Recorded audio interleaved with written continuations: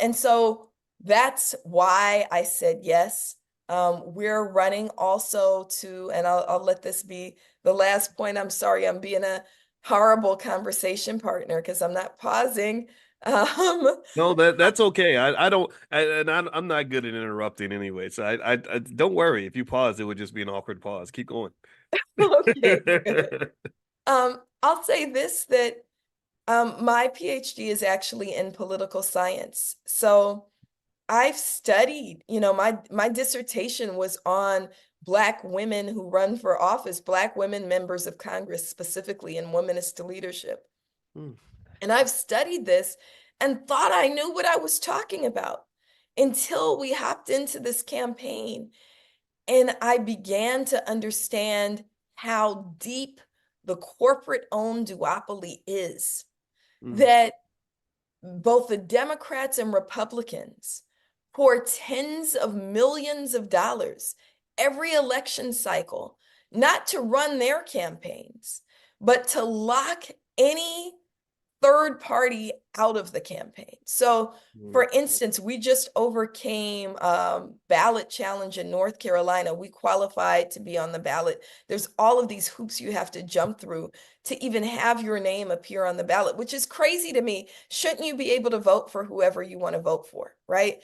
But Hmm. you have to do all of these things to qualify. In in California, you have to get 73,000 people to change their political party to a new political party that's not even a political party yet in order to be on the ballot, right? 73,000 people, right? That's an overwhelming hurdle. And this is not just a petition signature, right? We have data that it costs about $10 to get people to sign a petition for every signature. So if it were a petition signature, you would estimate that cost as being almost $1 million for valid signatures, right? But this is actually changes in parties.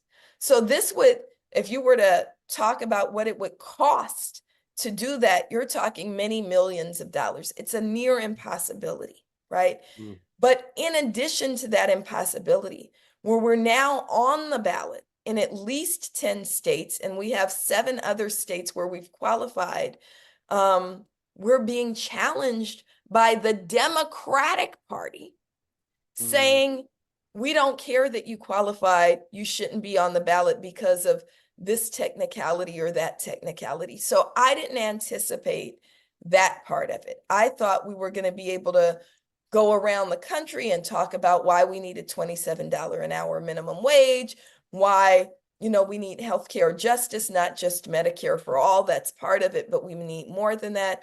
But instead, we're not. My son's walking out. Bye, son.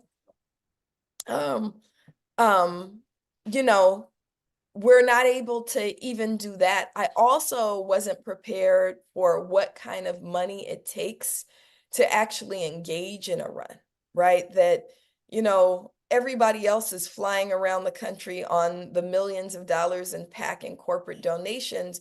We don't take PAC and corporate donations. We got educators giving $10 a month, and my Baba gave the largest political donation, who's my Baba's also a retired elementary school teacher, right? And Vietnam vet and all of these things. He gave the largest political donation, which is, substantial for him, but not for most people. That this is what we're running on, and we have to use that money to hire lawyers to defend against the challenges. So in order to fly, we're using our frequent flyer miles, right? Wow.